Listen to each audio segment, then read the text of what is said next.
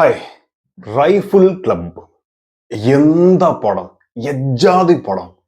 ഇതാണ് ശരിക്കും വെടിപ്പടം.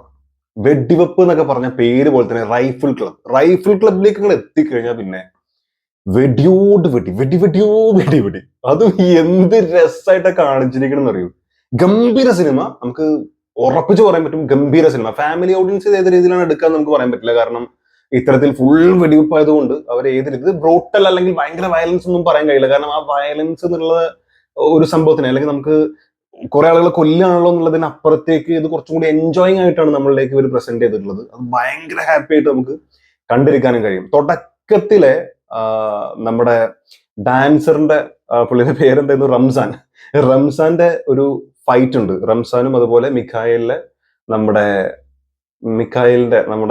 നിവിൻ പോളിയുടെ അനിയത്തി, ഈ രണ്ട് കഥാപാത്രങ്ങളുടെയും ഒരു സംഭവമുണ്ട്. അവിടുന്നാണ് സിനിമ തുടങ്ങുന്നത്. അവിടെ ഒരു ഉമ്മക്കേസ് ആയിരുന്നു, അത് അവിടെ തീരേണ്ടതാണ്. പക്ഷെ അവിടെയാണ് തുടങ്ങിയ സാധനം. അവിടെ ഫൈറ്റ് അതിന്റെ ഭയങ്കര മനോഹരമായിട്ട് ചെയ്തിട്ടുണ്ട്. റംസാൻ അതേപോലത്തെ ഒരു ഫൈറ്റ് ലാസ്റ്റ് എൻഡിലും ചെയ്യുന്നുണ്ട്. അത് ഭയങ്കര രസമായിട്ടുണ്ട്. അവിടുന്ന് നമ്മൾ അങ്ങോട്ട് ഇന്നായി കഴിഞ്ഞാൽ പിന്നെ ഒരൊറ്റ പോക്കാ സിനിമ. പോക്ക് എന്ന് പറഞ്ഞു കഴിഞ്ഞാൽ നമ്മൾ ചില ഹോളിവുഡ് സിനിമകൾ കാണുന്ന പോലത്തെ എന്താ പറയുക, സിനിമോട്ടോഗ്രഫി, അതിന്റെ ഫ്രെയിംസ്, ഭയങ്കര ഇന്റൻസ് ആയിട്ടുള്ള സീൻസ് ആണ്. നല്ല ഡെപ്ത് നമുക്ക് ഫീൽ ചെയ്യുന്നുണ്ട്. ഓരോ ഷോട്ടിലും നമുക്ക് ആ ഡെപ്ത് ഫീൽ ചെയ്യുന്നുണ്ട്. കറക്റ്റ് ആയിട്ട് ആ സ്ഥലത്തേക്ക് നമ്മളിങ്ങനെ ഇറങ്ങി ചെല്ലുന്ന പോലത്തെ ഒരു ഫീൽ ഉണ്ട്. Aashiq Abu done a wonderful job എന്ന് നമുക്ക് പറയേണ്ടി വരും. അത്ര മനോഹരമായിട്ടാണ് പുള്ളി ചെയ്തിട്ടുള്ളത്. ആൻഡ് ഇതിലെ മ്യൂസിക്, ജസ്റ്റിൻ എന്നാണ് പുള്ളിന്റെ പേരെന്നാണ് എനിക്ക് എന്റെ ഓർമ്മ പെട്ടെന്ന് കിട്ടില്ല. ജസ്റ്റിൻ തന്നെയാണ് തോന്നുന്നു ഇതിന്റെ മ്യൂസിക് ചെയ്തിട്ടുള്ളത്. BGM ഒരു രക്ഷയില്ല എന്ന് പറഞ്ഞാൽ ഭയങ്കര ബീറ്റ് മാത്രമല്ല, ബീറ്റുള്ള സ്ഥലങ്ങളുണ്ട്. ചില സമയത്ത് ഭയങ്കര ഡും ഡും എന്ന് പറഞ്ഞിട്ട് ഇങ്ങനെ അടിക്കണ ബീറ്റുകളുണ്ട്. പക്ഷെ വേറെ പല സ്ഥലത്തും ജസ്റ്റ് ആ ഒറ്റ, ഈ പറഞ്ഞ പോലെ ഹോളിവുഡ് സിനിമകൾ, ചില ഫങ്ഷണൽ ഫിലിംസിലൊക്കെ നമ്മൾ കറക്റ്റ് ആയിട്ട് അത് കിട്ടാറുണ്ട്. ചെറിയൊരു ലൈറ്റ് സാധനം ഇങ്ങനെ ഫുൾ ടൈം ഉണ്ടാവും. ചിലപ്പോൾ ചെറിയൊരു വിസിൽ പോലെയോ അല്ലെങ്കിൽ ചെറിയൊരു ഈ സാധനം മാത്രമൊക്കെ ആയിരിക്കും. പക്ഷെ അത് ആ വിഷ്വൽസിന് കൊടുക്കുന്ന ഒരു ഭംഗി, അതിനെ ചെയ്തിരിക്കുന്ന ഒരു ബൂസ്റ്റ് ചെയ്ത് ഇങ്ങനെ ഒരു ലെവലിൽ വെക്കുന്നതിൽ പ്രധാന പങ്ക് വഹിച്ചിട്ടുണ്ട്. ഇത്തരം സിനിമകൾക്ക് അത് ഭയങ്കര അനിവാര്യമാണ് എന്നാണ് എനിക്ക് തോന്നിയിട്ടുള്ളത്.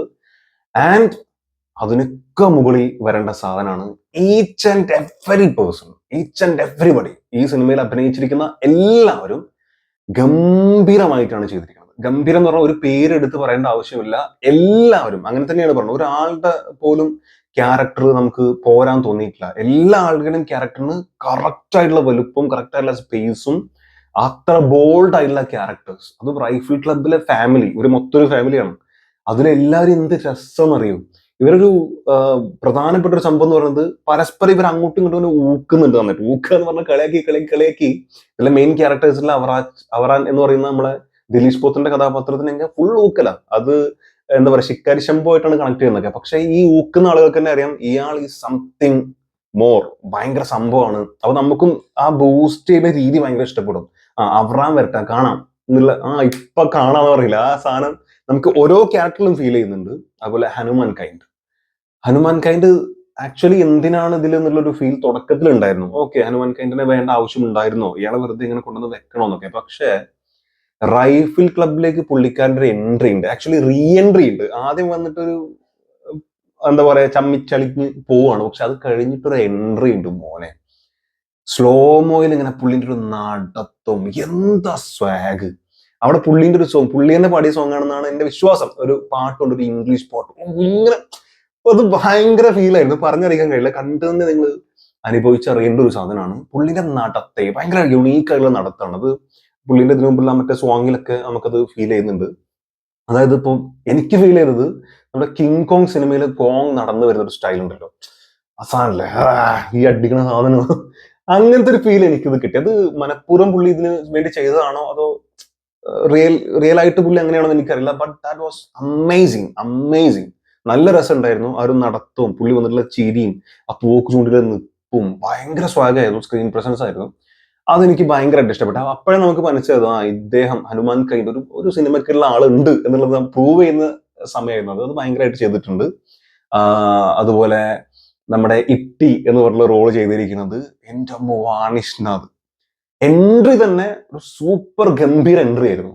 അതിനുശേഷം ഇതിലൊരു സീൻ ഉണ്ട്. അത് ഹനുമാൻ കൈനോട് സംസാരിക്കുന്ന ഒരു സാധനമാണ്. ഇത് സ്പോയിലർ ഒന്നുമല്ല, ജസ്റ്റ് ഒരു ഡയലോഗ് ഇത്രയേ ഉള്ളൂ. അതായത് ഹനുമാൻ കൈൻഡ് വന്നിട്ട് ഇവിടെ ആണുങ്ങൾ ആരും ഇല്ലെന്ന് ചോദിക്കുന്ന ഒരു സാധനമുണ്ട്. അപ്പോ തൽക്കാലം നീ ഞാനാണെന്ന് വിചാരിച്ചോടാ എന്ന് പറഞ്ഞിട്ട് ഇന്ന് അത് തെളിവ് എന്ന് പറഞ്ഞൊരു സാധനം ഉണ്ട്. അയ്യോ, തിയേറ്റർ ഇങ്ങനെ ഇങ്ങനെ മുഴങ്ങിയെന്നു കയ്യടി. അമ്മാതിരി കറക്റ്റ് ടൈമിങ്ങിൽ, അതായത് ആ റോളിന്റെ ഒക്കെ ഒരു ബോൾഡ്നെസ് ഉണ്ടല്ലോ ഇതിലെ എല്ലാ ലേഡി ക്യാരക്ടേഴ്സും കറക്റ്റ് ഭയങ്കര ബോൾഡ് ആയിട്ടുള്ള ക്യാരക്ടേഴ്സ് ആണ്. അത് ഓരോ സീനിലും ഓരോ ഡയലോഗിലും അവരുടെ നോട്ടത്തിലും നിപ്പിലും പാവത്തിലും ഒക്കെ നമുക്ക് കറക്റ്റ് ആയിട്ട് ഒപ്പി എടുത്തിട്ടുണ്ട് സ്ക്രീനിൽ. കാണുന്ന ആൾക്കാർ കറക്റ്റ് ആയിട്ട് അത് ഫീൽ ചെയ്യും. അതുപോലെ ഇവന്മാര് വന്നിട്ട് ഈ റൈഫിൾ ക്ലബിനെ ഞെട്ടിക്കാൻ വേണ്ടി വെടിവെക്കുന്ന ഒരു സീൻ ഉണ്ട്. അത് ഭയങ്കര, അവിടെ ഇവര് കൂസലില്ലാണ്ട് സിമ്പിൾ ആയിട്ടാണ് കാണുന്നത്. അതുപോലെ ഓരോ മനുഷ്യന്മാരെ വെടിവെച്ച് കൊല്ലുമ്പോൾ ഇവർ തമ്മിലുള്ള മത്സരം, എന്നാൽ ഇവർ തമ്മിലുള്ള സ്നേഹം, ഇവർ തമ്മിലുള്ള ബന്ധം. കാരണം ആദ്യത്തെ കുറച്ച് ഭാഗത്ത് കുറച്ചാളുകളും ഒരു പക്ഷെ അങ്ങോട്ടും ഇങ്ങോട്ടും പരസ്പരം ഒക്കുന്നത് കാണുമ്പോൾ ഇതിൽ ചതിയും കാര്യങ്ങളൊക്കെ വരുന്ന വിചാരിക്കും. അങ്ങനെയൊന്നും അല്ല, ഇത് ഭയങ്കര രസമായിട്ട് കാണുന്ന ഒരു സിനിമയാണ്.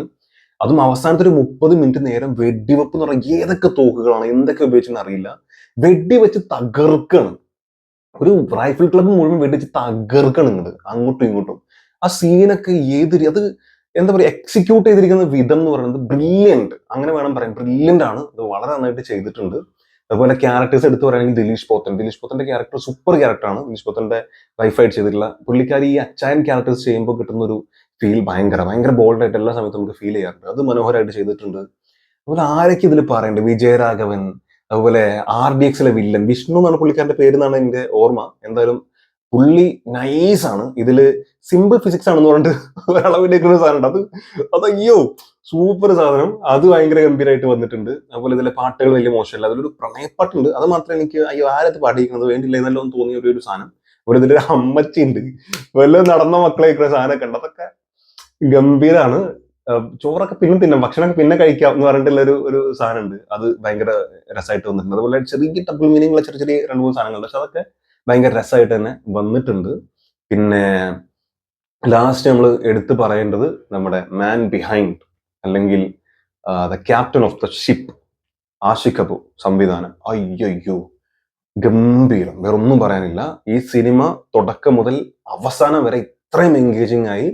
ഞാൻ നേരത്തെ പറഞ്ഞ പോലെ ഓരോ സീനും ഇത്രയും ഡെപ്ത് കൊടുത്ത് ഇത്രയും ഇന്റൻസ് ഫീൽ നമുക്ക് കിട്ടുന്നതിൽ പ്രധാന പങ്ക് വെച്ചിരുന്നത് പുള്ളി തന്നെയാണ്.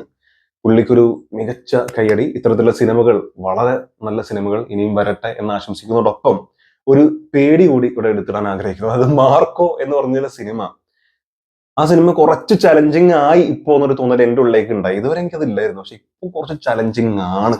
നാളെ മാർക്കോ വരുമ്പോ കുറച്ച് വെള്ളം കുടിക്കും, ഇല്ലെങ്കിൽ മാർക്കോ അതുക്കും മേലെ പോകണം. കാരണം ഇവിടെ ഈ സിനിമയിലുള്ള ഒരു പ്രത്യേകത എന്താണെന്ന് വെച്ച് കഴിഞ്ഞാൽ, വെറുതെ കുറെ ആളുകളെ വെടിവെച്ച് കൊല്ലുക, കുറെ സാധനങ്ങളല്ല, അതിൽ കോമഡി കറക്റ്റ് ആയിട്ട് വർക്കൗട്ട് ആവുന്നുണ്ട്, അവരുടെ സ്നേഹം കറക്റ്റ് ആയിട്ട് വർക്കൗട്ട് ആവുന്നുണ്ട്, ഇവരിത് ചെയ്യുമ്പോൾ അത് എന്തിനാണെന്നുള്ളത് വർക്കൗട്ട് ആവുന്നുണ്ട്, നമുക്ക് ആ കണക്ഷൻ കറക്റ്റ് കിട്ടുന്നുണ്ട്. അതുകൊണ്ട് നമുക്കിത് ഭയങ്കരമായിട്ട് എൻജോയ് ചെയ്യാൻ പറ്റുന്നുണ്ട്. അങ്ങനെ എല്ലാം കൊണ്ടും കാണുന്ന പ്രേക്ഷകന് 100% ഒരു സാറ്റിസ്ഫാക്ഷൻ കിട്ടുന്ന രീതിയിലാണ് ഇത് എക്സിക്യൂട്ട് ചെയ്ത് വെച്ചിരിക്കുന്നത്. അത്തരത്തിൽ മാർക്കോ കൂടെ വരണം എന്നുള്ളൊരു ചലഞ്ചാണ് ഞാൻ അവിടെ പറഞ്ഞത്. അല്ലാതെ പടം സൂപ്പർ ആയിരിക്കാം, പക്ഷെ നമുക്കത് കാണുമ്പോൾ ഓക്കെ ഒത്ത എതിരാളി എന്ന് ഇപ്പോ പറയാൻ തോന്നുന്നുണ്ട്. നാളെ സിനിമ കണ്ടാലേ നമുക്ക് പറയാൻ പറ്റുള്ളൂ, നമുക്കിതൊന്നും അറിയില്ല. ബട്ട് മറ്റ് ഹൈപ്പുകളും മറ്റും വെച്ച് നോക്കുമ്പോൾ ഒരൊറ്റ എതിരാളി തന്നെയാണ് റൈഫിൾ ക്ലബ് എന്നതിൽ യാതൊരു ഡൗട്ടും ഇല്ല. അതുപോലെ നാളെ വിടുതലൈ 2 വരുന്നുണ്ട്. വിടുതലൈ 2 സൂപ്പർ സിനിമയാണ്. പക്ഷെ എനിക്ക് തോന്നുന്നു ഈ 2 സിനിമയും കൂടെ വരുമ്പോൾ പിടിച്ചു വെക്കാൻ കേരളത്തിൽ വിടുതലൈ 2 പറ്റാൻ സാധ്യതയില്ല. നല്ല സിനിമയാണ്, നല്ല കഥയാണ്, ഒക്കെ ശരിയാണെങ്കിലും ഇത് രണ്ടും തൂക്കും, അതിൽ യാതൊരു ഡൗട്ടും ഇല്ല. റൈഫിൾ ക്ലബ് ഓൾറെഡി തൂക്കി. പിന്നെ ഈ പറഞ്ഞ പോലെ ഫാമിലി ഓഡിയൻസ് എത്രമാത്രം രസമായിട്ട് ഇതിനെ എടുക്കും എന്നുള്ളത് നമ്മൾ കണ്ടറിയേണ്ട കാര്യം തന്നെയാണ്. സോ നിങ്ങൾ കണ്ടവരാണ് ഈ സിനിമ എന്നുണ്ടെങ്കിൽ നിങ്ങളുടെ അഭിപ്രായങ്ങൾ കമന്റ് രേഖപ്പെടുത്തുക. ഇഷ്ടപ്പെട്ട ക്യാരക്ടർ ഏതായിരുന്നു, സിനിമയിൽ ഇഷ്ടപ്പെട്ട ഭാഗം ഏതായിരുന്നു, കാര്യം കൂടെ പറയാം. ആൻഡ് എടുത്തു പറയേണ്ട ഒരു കാര്യം കൂടെ ഉണ്ട്. വിനീത്, നമ്മുടെ സുന്ദരൻ വിനീത് പുച്ചക്കണ്ണൻ, പുള്ളി വളരെ മനോഹരമായിട്ട് ഒരു റോൾ ഉണ്ട് ഇതിൽ, അത് ചെയ്തിട്ടുണ്ട്. ഒരു ആക്ഷൻ രംഗം ഉണ്ട്, എന്നൊക്കെ നന്നായിട്ട് വന്നിട്ടുണ്ട്. ആൻഡ് ഒരു പന്നീനെ പിടിക്കാൻ പോകുന്ന ഒരു കാട്ടിലെ സൂപ്പർ സീൻ ഉണ്ട്. വെടി വെച്ചിട്ട് ആ പന്നി പോയി കടന്നിട്ട് വരുന്നൊരു സാധനം ഉണ്ട് മോനെ, എന്താ സീൻ, സൂപ്പർ സീനാണ്. അവിടെ ദിലീഷ് പോത്തൻ നന്നായിട്ട് സ്കോർ ചെയ്തിട്ടുണ്ട്.